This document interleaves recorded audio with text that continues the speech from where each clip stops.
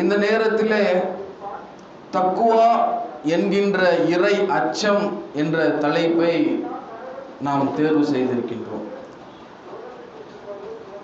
பொதுவாக தக்குவா என்று சொன்னால் இறை அச்சம், இறைவனை குறித்து அஞ்சி தன்னுடைய வாழ்க்கையை நடைமுறைப்படுத்துவது, இறைவனுக்கு நாம் பயப்பட வேண்டிய விஷயங்கள், இப்படி பல செய்திகளை நாம் சொல்லலாம். இறைவனை குறித்து ஒரு மனிதன் சரியாக புரிதல் நம்மளிடத்தில் இருக்க வேண்டும். இறைவன் என்றால் யார், அவனுடைய ஆற்றல் என்ன, அவனுடைய அதிகாரம் என்ன, அவனுடைய கடும் பார்வை என்ன, அவனுடைய தயாத குணங்கள் என்ன என்று ஒரு மனிதன் இறைவனை குறித்து சரியான புரிதலும் அறிவும் இருந்தால்தான் இறை அச்சம் என்ற ஒன்று ஒரு மனிதனுக்கு வரும். இப்ப நம்ம பேசிட்டு இருக்கிறோன்னா திடீர்னு இங்கனுக்குள்ள ஒரு பாம்பு வந்துச்சு அப்படின்னு சொன்னா எல்லாருமே பயந்து, எல்லாருமே என்ன செய்யறது அப்படின்னு சொல்லி அங்கேயும் இங்கேயும் ஓடுவோம். ஏன் அப்படி ஓடுறோம் அப்படின்னா, பாம்பை குறித்து சரியான அறிவும் புரிதலும் நம்மளிடத்தில் இருக்கிறது. பாம்பு கொத்துனா நமக்கு தீங்கு விளைவிக்கும், பாம்பு கொத்துனா நம்முடைய உசிரே போயிடும் என்று சொல்லி நமக்கு கேடு தரக்கூடிய அந்த பாம்பை குறித்து சரியான புரிதலும் அறிவும் நம்மளிடத்தில் இருக்கிறது. ஒரு தீ பத்திட்டு இருக்கு அப்படின்னு சொன்னா அந்த தீ பக்கத்துல நம்ம போக மாட்டோம்.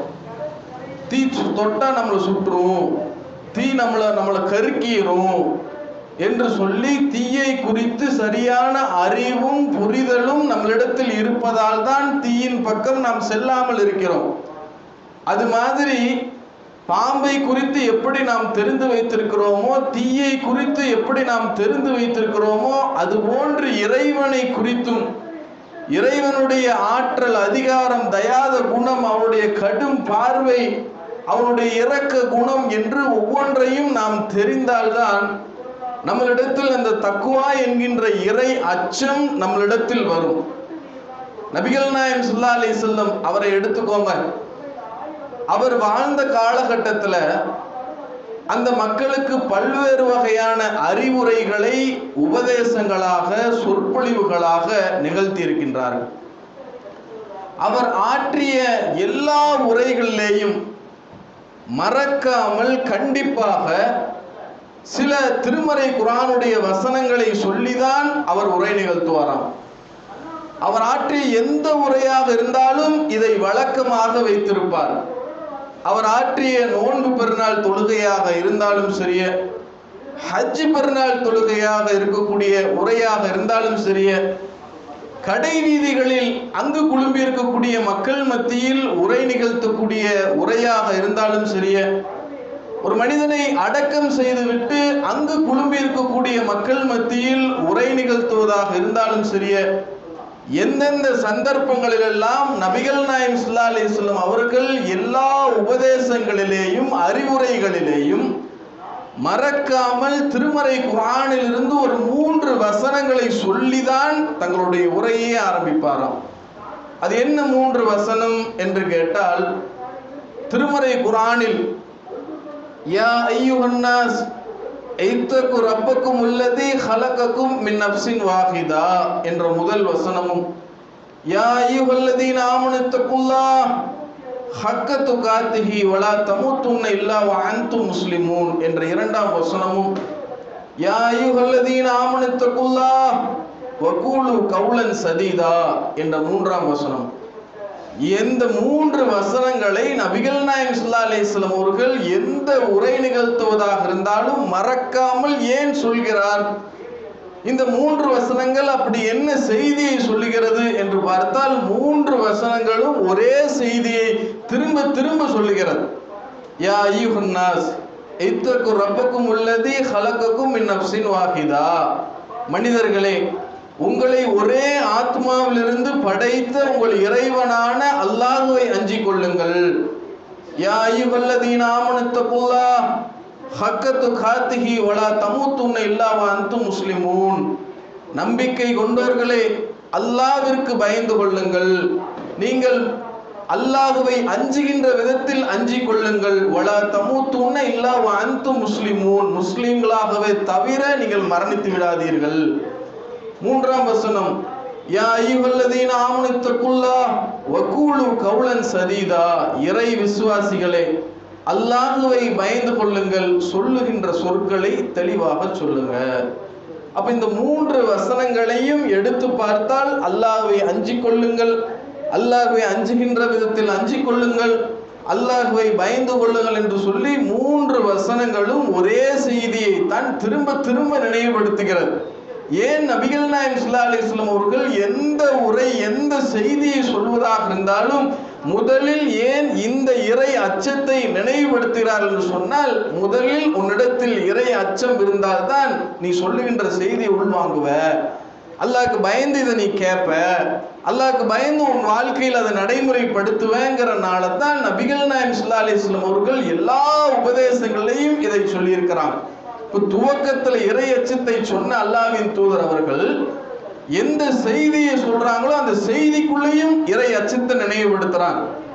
எந்த அளவுக்கு என்று சொன்னால், நபிகள் நாயகம் ஸல்லல்லாஹு அலைஹி வஸல்லம் அவர்கள் ஆன்மீகத்தை குறித்து பேசினாலும் சரிதான், அரசியலை குறித்து பேசினாலும் சரிதான், சமூகத்தை குறித்து பேசினாலும் சரிதான், சக நண்பர்களை குறித்து பேசினாலும் சரிதான், எதை குறித்து பேசினாலும் அந்த செய்திக்குள் இறை அச்சத்தை ஞாபகப்படுத்துவாங்க. உதாரணத்திற்கு சொல்வதாக இருந்தால், நபிகள் நாயகம் ஸல்லல்லாஹு அலைஹி வஸல்லம் அவர் ஆற்றிய மிக முக்கியமான உரை என்று சொல்வதாக இருந்தால் இறுதி பேருரை. உலகத்தில் பொன்னெழுத்துக்களால் பொறிக்கப்படக்கூடிய அளவிற்கு அத்தனை செய்திகளும் உள்ளடங்கி இருக்கக்கூடிய ஒரு உரைதான் இறுதி பேருரை. அந்த இறுதி பேருரையில் நபிகள் நாயகம் ஸல்லல்லாஹு அலைஹி வஸல்லம் அவர் சொல்கின்றார், கணவன் மனைவியை குறித்து அப்படியே பேசிட்டு வர்றாங்க. ஒரு கணவன் தன்னுடைய மனைவிக்கு செய்ய வேண்டிய கடமை என்ன, ஒரு மனைவி தன்னுடைய கணவனுக்கு செய்ய வேண்டிய கடமை என்ன அப்படிங்கிறத சொல்லிட்டே வர்றாங்க. ஒரு கணவனை பார்த்து சொல்றாங்க, உங்களுடைய மனைவி விஷயத்தில் நீங்கள் சரியாக நடந்து கொள்ளுங்கள், நீங்கள் உண்ணும் பொழுது அவர்களுக்கும் உண்ண கொடுங்கள், நீங்கள் உடுத்தும் பொழுது அவர்களுக்கும் உடுத்த கொடுங்கள், பிறர் மத்தியில் அவர்களை திட்டு விடாதீர்கள், அவர்களை கன்னத்தில் அடித்து விடாதீர்கள் என்றெல்லாம் ஒரு கணவன் தன்னுடைய மனைவிக்கு செய்ய வேண்டிய விஷயம் என்ன, நீங்கள் எப்படி நடந்து கொள்ள வேண்டும் என்று சொல்லி அந்த உபதேசங்களை எல்லாம் சொல்லிவிட்டு இறுதியில் முத்தாய்ப்பாய் ஒரு சீலாய் முடிக்கின்றார், இத்தகுல்லாஹு ஃபின்னிசா, உங்கள் பெண்கள் விஷயத்தில் உங்கள் மனைவியர் விஷயத்தில் நீங்கள் அல்லாஹ்வை அஞ்சிக் கொள்ளுங்கள். பாருங்க, ஒரு தூதர் ஒரு செய்தியை உபதேசமாக சொல்கிறார் என்று சொன்னால் அந்த விஷயத்துல நீ அல்லாஹ்வை பயந்துக்கோ அப்படிங்கிறாங்க. எதை குறித்து பேசினாலும் இப்படித்தான், துவக்கத்தில் இறை அச்சம், நீங்கள் எந்த செய்தியை சொல்கிறீர்களோ அந்த செய்தியில இந்த விஷயத்தில் நீ அல்லாஹ் அஞ்சிக்கோ, இந்த விஷயத்தில் நீ அல்லாஹ்வுக்கு பயந்துக்கோ, இந்த விஷயத்தில் நீ அல்லாஹ்வுக்கு அஞ்சி நடந்துக்கோன்னு சொல்லி அந்த செய்தியை சொல்லிவிட்டு அதை இறை அச்சத்தை நினைவுபடுத்துறாங்க. நபிகள் நாயகம் ஸல்லல்லாஹு அலைஹி வஸல்லம் அவர்கள் அதே இறுதி பேருரையில் விலங்குகளை குறித்து பேசுறாங்க. இன்னைக்கு நிறைய பேர் நம்மளுடைய வீடுகளில் நம்மளுடைய பெட்ஸ் அனிமலாக எத்தனையோ வளர்த்துறோம், கிளி வளர்த்துறோம், பூனை வளர்த்துறோம், மீன் வளர்த்துறோம், இன்னும் என்னென்னமெல்லாமா வளர்த்துறோம்.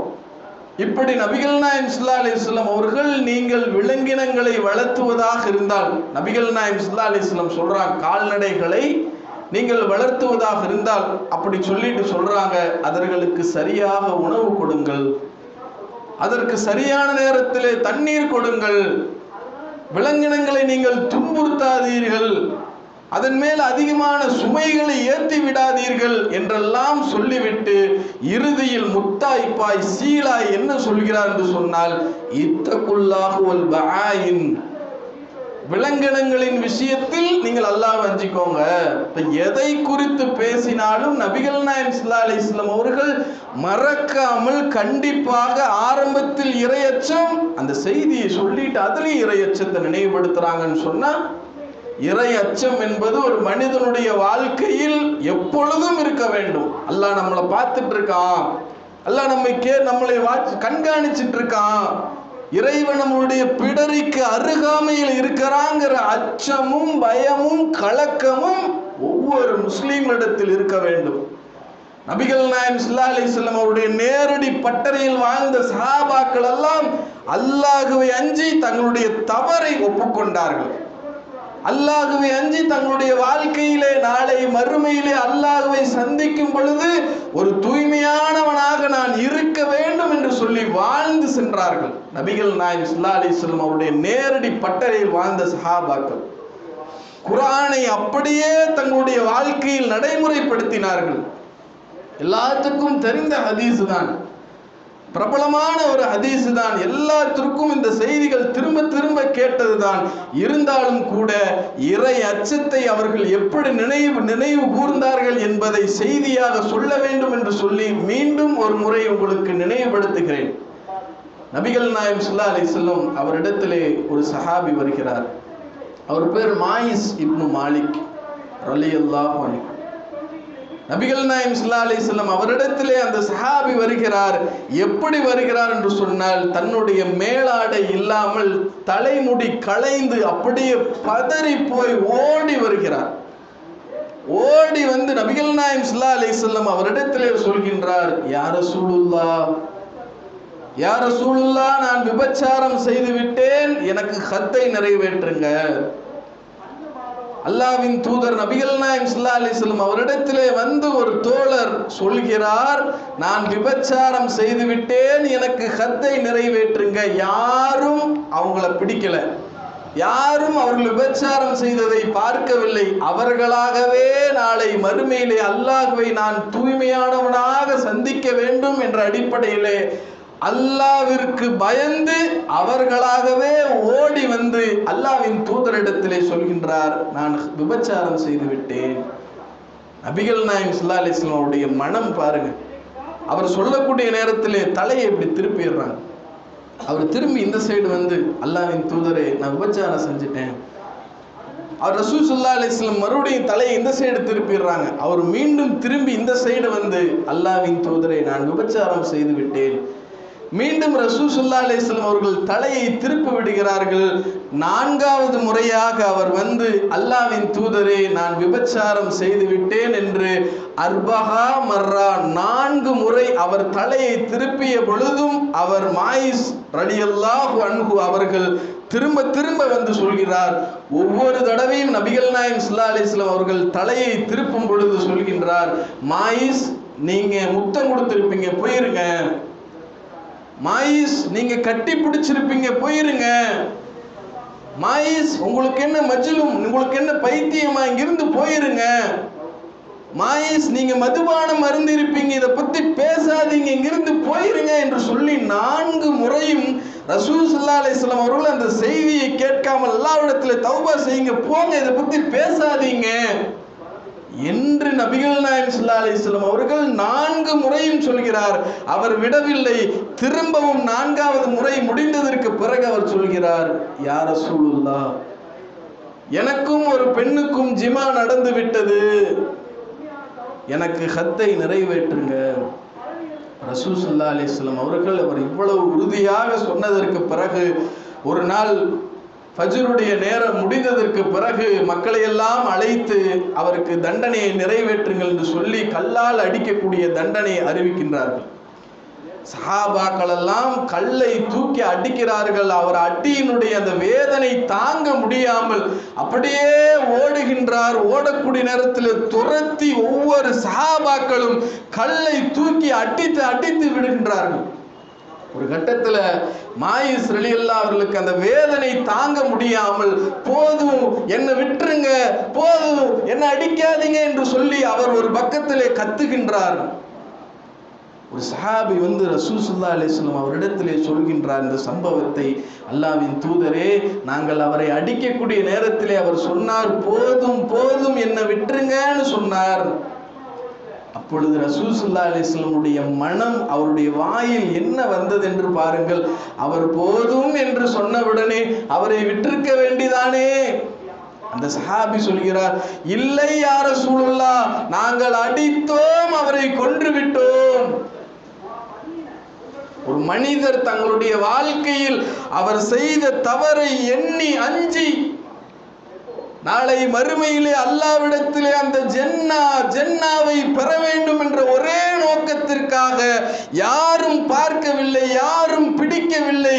நாளை மறுமையிலே அல்லாஹ்விடத்திலே தூய்மையானவனாக நான் இருக்க வேண்டும் என்று சொல்லி அல்லாஹ்விற்கு அஞ்சி அவராகவே முன்வந்து தன்னுடைய தண்டனையை நிறைவேற்றுகிறார் என்று சொன்னால், நாம நம்முடைய வாழ்க்கையில இறையச்சம் எந்த அளவுக்கு இருக்கிறது? இதே போன்று இன்னொரு சம்பவம், ஜுகைரியா குலத்து பெண்மணி, எல்லாருக்கும் தெரிந்த செய்திதான். இதே போன்று அவரும் வருகிறார், ஒரு பெண்மணி. இது வேற ஒரு பெண்மணி. ரசூல் ஸல்லல்லாஹு அலைஹி வஸல்லம் அவரிடத்திலே வந்து, யா ரசூலுல்லாஹ், நான் விபச்சாரம் செய்து விட்டேன், எனக்கு ஹத்தை நிறைவேற்றுங்க. ரசூல் ஸல்லல்லாஹு அலைஹி வஸல்லம் அந்த பெண்ணை பார்க்கிறாங்க. பார்த்தா அந்த பெண் கருவுற்று மாசமான நிலையில இருக்கிறாங்க. ரசூல் ஸல்லல்லாஹு அலைஹி வஸல்லம் அந்த பெண்ணை பார்த்து சொல்றாங்க, உன்னுடைய குழந்தையை நீ பெற்றெடுத்து விட்டு வா. கிட்டத்தட்ட 10 மாத காலம் ஆகும். அந்த குழந்தையை பெற்றெடுத்து விட்டு அந்த குழந்தையோடு திரும்பி அந்த பெண் வருகிறார். யா ரசூலுல்லாஹ், நான் விபச்சாரம் செய்து விட்டேன், நான் ஜாமியா குலத்து பெண்மணி, எனக்கு ஹத்தை நிறைவேற்றுங்க. ரசூல் ஸல்லல்லாஹு அலைஹி வஸல்லம் அவர்கள் சொல்கிறார்கள், இந்த குழந்தை பால்குடி பருவத்தில் இருக்கிறது.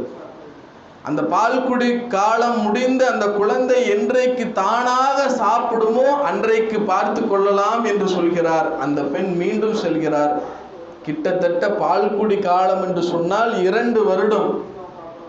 2 வருடம் ஏற்கனவே அந்த குழந்தை பெற்றெடுப்பதற்கு 10 மாதம், கிட்டத்தட்ட 3 வருடங்கள் நெருக்கமாக அந்த பெண் அந்த குழந்தை பால்குடி காலமெல்லாம் முடிந்ததற்கு பிறகு இந்த முறை ரசூல் ஸல்லல்லாஹு அலைஹி வஸல்லம் அவர்கள் என்னை திருப்பி அனுப்பிவிடக் கூடாது என்பதற்காக வேண்டி அந்த குழந்தையை பிடித்து கொண்டு அந்த குழந்தையினுடைய கையிலே ஒரு ரொட்டியை கொடுத்து கொண்டு அந்த குழந்தை அதை அப்படியே சுவைத்து சப்பிக் கொண்டிருக்கிறது.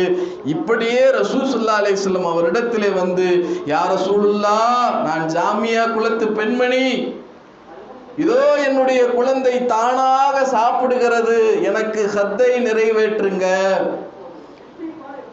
ரசூல் ஸல்லல்லாஹு அலைஹி வஸல்லம் அவர்கள் சஹாபாக்களை எல்லாம் அழைக்கின்றார்கள். சஹாபாக்களை எல்லாம் அழைத்து அன்சாரி தோழர் ஒருவரை கூப்பிட்டு, இந்த குழந்தைக்கு நீங்கள் பொறுப்பெடுத்துக் கொள்ளுங்கள், இந்த குழந்தையை நீங்கள் வளர்த்துக் கொள்ளுங்கள் என்று சொல்லி ஒரு குழியை தோண்ட சொல்கிறார். அந்த பெண்ணே தானாக அந்த குழிக்குள் இறங்குகிறார். யாரும் இழுத்துட்டு போய், யாரும் விசாரணை கைதிய கட்டிட்டு போய் அந்த குழிக்குள்ள இறக்கல. அந்த பெண்மணி தானாகவே அந்த குழிக்குள் இறங்குகிறார். சஹாபாக்களிடத்திலே சொல்கின்றார், இவருக்கு கல்லால் அடித்து தண்டனையை நிறைவேற்றுங்கள், ஹத்தை நிறைவேற்றுங்கள் என்று சொல்லி ரசூல் ஸல்லல்லாஹு அலைஹி வஸல்லம் சொல்கின்றார்கள். சஹாபாக்கள் எல்லாம் சூழ்ந்து கொண்டு கல்லை எடுத்து அந்த பெண்ணின் மீது வீசுகின்றார்கள், அடிக்கின்றார்கள், கடுமையான வேகத்திலே வீசுகின்றார்கள். அப்படி வீசக்கூடிய நேரத்திலே அந்த பெண்ணினுடைய ரத்தம் காலித் பின் வலீத் என்று சொல்லக்கூடிய ஒரு சஹாபியின் மேல் அப்படியே தெறிக்குது. அவர் சொல்கின்றார், அந்த ரத்தம் மேல பட்டவுடனே சொல்கின்றார், இழிவான பெண்ணே, பாவம் செய்த பாவியே, உன்னுடைய ரத்தம் என் மேல் படுவதா என்று சொல்லி கோபத்திலே அந்த பெண் விபச்சாரம் செய்திருக்கிறார் என்று மாத்திரமே தெரியும். வேற எந்த சம்பவம் தெரியாது. எந்த சஹாபாக்களுக்கும் இந்த செய்தி எதுவும் தெரியாது. விபச்சாரம் செய்த பெண்மணி ஹத்தை நிறைவேற்றுங்க. அந்த அடிப்படையிலே காலித் ரலியல்லாஹு அவர்கள் வார்த்தையை விடுகின்றார், இழிவான பெண்ணே, பாவம் செய்த பாவியே என்று சொல்கின்றார். ரசூல் ஸல்லல்லாஹு அலைஹி வஸல்லம் அவர்கள் பக்கத்திலே நின்று கொண்டு காலித் ரலியல்லாஹு அவருடைய கையை பிடித்து சொல்கின்றார், காலித், நீங்க என்ன சொல்றீங்க? இந்த பெண் யார் தெரியுமா? இந்த பெண் எத்தனை முறை திரும்பி வந்தார்கள் என்று உங்களுக்கு தெரியுமா? மதீனாவிலே கிட்டத்தட்ட 70 சஹாபாக்களுடைய ஈமானையும் அவருடைய பாவ மன்னிப்பையும் ஒரு இடத்தில் வைத்தாலும் இந்த பெண்ணுடைய பாவ மன்னிப்பிற்கு ஈடாகாது. அந்த பெண்ணிற்கு வழங்கப்பட்டது ஜன்னா, ஜன்னா வழங்கப்பட்டது, சொர்க்கத்திற்குரிய பெண்மணி அந்த பெண்மணி என்று சொல்லி ரசூல் ஸல்லல்லாஹு அலைஹி வஸல்லம் அவர்கள் காலித் பின் வலீத் ரலியல்லாஹு அவரிடத்திலே சொல்கின்றார்.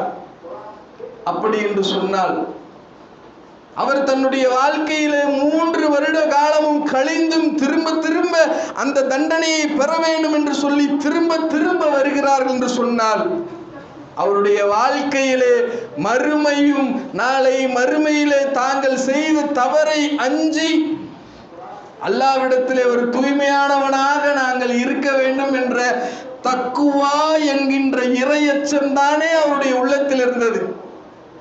நான் பாவம் செஞ்சுட்டேன், நான் பாவி ஆயிட்டேன், இந்த உலகத்திலேயே அந்த தண்டனையை பெற்று நாளை மறுமையில் அல்லாஹ்விடத்திலே தூய்மையானவனாக இருக்க வேண்டும் என்ற ஒரே எண்ணம் தான். அல்லாஹ் தன்னுடைய திருமறை குர்ஆனிலே சொல்கின்றான், வலிமன் காஃப மகாம ரப்பிஹி ஜன்னதானி, வலிமன் காஃப மகாம ரப்பிஹி ஜன்னதானி, யார் இறைவன் முன் நிற்பதை எண்ணி பயப்படுகிறார்களோ, யார் இறைவன் முன் நிற்பதை எண்ணி பயப்படுகிறார்களோ, நாளை மறுமையிலே அவர்களுக்கு 2 சொர்க்கங்கள் வழங்கப்படுமாம். அல்லாஹ் குர்ஆனிலே சொல்கின்றான். அல்லாஹ்வை ஒரு மனிதன் அஞ்சி எல்லா விஷயத்திற்கும் பயந்து பயந்து தங்களுடைய வாழ்க்கையை நடத்துகிறார்கள் என்று சொன்னால், அல்லாஹ் நாளை மறுமை நாளிலே அவர்களுக்கு 2 சொர்க்கம் வழங்கப்படும் என்று சொல்லி திருமறை குர்ஆனிலே அல்லாஹ் சொல்கின்றான் என்று சொன்னால், இறை அச்சம் என்பது ஒரு மனிதனுடைய வாழ்க்கையில் எப்பொழுதும் இருக்க வேண்டும், எல்லா நிலையிலேயும் இருக்க வேண்டும். இறைவனுடைய அச்சம் என்பது நம்முடைய வாழ்க்கையில் எந்த நேரத்திலையும், எந்த காரியத்திலையும், எந்த செயல்களிலேயும் நாம் அல்லாஹ் வஞ்சிக்கணும். இந்த விஷயத்துல அல்லாஹ் கேள்வி கேட்பான், இந்த விஷயத்துல அல்லாஹ் பிடிப்பான், நாம் இதுல நீதமா நடந்தோமா என்று சொல்லி ஒவ்வொரு விஷயத்திலையும் தக்குவா என்கின்ற இறை அச்சத்தோடு நம்மளுடைய வாழ்க்கையை நடைமுறைப்படுத்தக்கூடிய ஒரு நல்ல மக்களாக அல்லாஹ் உங்களையும் என்னையும் உங்கள் குடும்பத்தாரையும் என் குடும்பத்தாரையும் ஆக்கி அருள்பானாக என்று கூறி என்னுடைய முதல் உரை நிறைவு செய்து கொள்கிறேன்.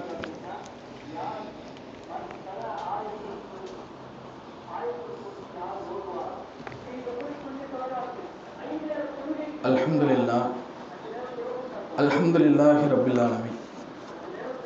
கண்ணியத்திற்குரிய எல்லாம் வல்ல அல்லாஹ் நல்லடியார்களே, தற்போது சமீபமாக இந்த மத்திய அரசு கொண்டு வந்திருக்கின்ற இந்த SIR அந்த படிவத்தை பூர்த்தி செய்யக்கூடிய வேலையை ஒவ்வொருவரும் செய்ய வேண்டும் என்று சொல்லி ஒரு தகவல் வந்திருக்கிறது. ஒவ்வொருவரும் அந்த பூர்த்தி செய்யக்கூடிய நேரத்தில் உங்களுடைய அங்கே கேட்கப்பட்ட அந்த செய்திகளுக்கு மாற்றமாக ஏதேனும் ஒரு செய்தி நீங்கள் எழுதினாலோ அந்த ஃபார்ம் அப்படியே அந்த அரசாங்கத்திற்கு, அந்த அதிகாரிகளுக்கு போய் அது ஸ்கேன் செய்து அது ஏதேனும் பிழை இருக்கும் பட்சத்தில் உங்களுக்கு ஓட்டு உரிமை பறிக்கப்படும் என்று அவசரமாக ஒரு செய்தியை இந்த மத்திய அரசு கொண்டு வந்திருக்கிறது. பொதுவாக எலெக்ஷன் நெருங்கக்கூடிய ஒரு நம்மளுடைய தமிழகத்தில் எலெக்ஷன் நெருங்குவதற்கு ஒரு 5 மாதம் 6 மாதம் கிட்டத்தான் இருக்குது. இப்படிப்பட்ட நேரத்தில் அவசரமாக இப்படிப்பட்ட ஒரு விஷயத்தை கொண்டு வருகிறார் என்று சொன்னால் இதில் ஏதேனும் ஒரு சதி இருக்குமோ என்று சொல்லி முஸ்லிம் சமுதாயத்தில் இருக்கக்கூடிய எல்லாரும் பிரிவத்தை உயர்த்தி யோசிக்கக்கூடிய ஒரு செய்தி தான். இருந்தாலும் கூட எல்லா தமிழகத்தில் இருக்கக்கூடிய பெரும்பாலான அரசியல் கட்சிகள் இதை எதிர்த்தாலும் நாம் செய்ய வேண்டியது ஒன்று என்னன்னு சொன்னால், இங்கே இருக்கக்கூடிய இளைஞர்கள், ஜமாத்தார்கள் எல்லாரும் சேர்ந்து அந்த படிவத்தை எப்படி பூர்த்தி செய்ய வேண்டும் என்று சொல்லி முதலில் நாம் தெரிந்து கொண்டு, வயதான எத்தனையோ நபர்கள் இருப்பாங்க, அவங்களுக்கு எப்படி ஃபில் பண்ணவும் தெரியாது. வீட்டில் யாராவது ஒருத்தவங்க பெண்கள் இருப்பாங்க, அவங்கள்ட்ட ஃபில் பண்ணுவாங்க, ஏதாவது தவறுதலாக எழுதி விட்டாங்கன்னு சொன்னால் அது அவங்களுக்கு ரிஜெக்ட் ஆகி போயிடும். இதன் மூலம் ஓட்டுரிமை ஒவ்வொருத்தரும் அந்த நேரத்தில் இழந்துட்டாங்கன்னு சொன்னால் நாம் யாரை எதிரியாக நினைக்கிறோமோ அவர்களுடைய கை ஓங்கக்கூடிய ஒரு சூழ்நிலை இதில் ஏற்படும் என்பதை கவனத்தில் எடுத்து முஸ்லீம் சமூகம் அந்த ஃபார்மை அந்த படிவத்தை சரியாக பூர்த்தி செய்ய வேண்டும். என்ன கேட்டிருக்கிறார்களோ எந்த இடத்தில் ஃபில்லப் பண்ண வேண்டும், எந்த இடத்தில் ஃபில்லப் பண்ணக்கூடாது என்பதை கவனம் எடுத்து அந்த SIR ஃபார்மை உடனடியாக பூர்த்தி செய்ய வேண்டும். அதில் நம் பகுதியில் இருக்கக்கூடிய இளைஞர்கள், ஜமாத்து நிர்வாகிகள், அமைப்பு நிர்வாகிகள் இதில் கவனம் எடுத்து ஒரு முகாமாக நீங்கள் அமைத்தும் கூட அதை பூர்த்தி செய்யக்கூடிய பணியை தொடர்ந்து செய்யுமாறு கேட்டு என்னுடைய உரையை நிறைவு செய்து கொள்கிறேன். வாஹிர் தஅவானா அல்ஹம்துலில்லாஹி ரப்பில் ஆலமீன்.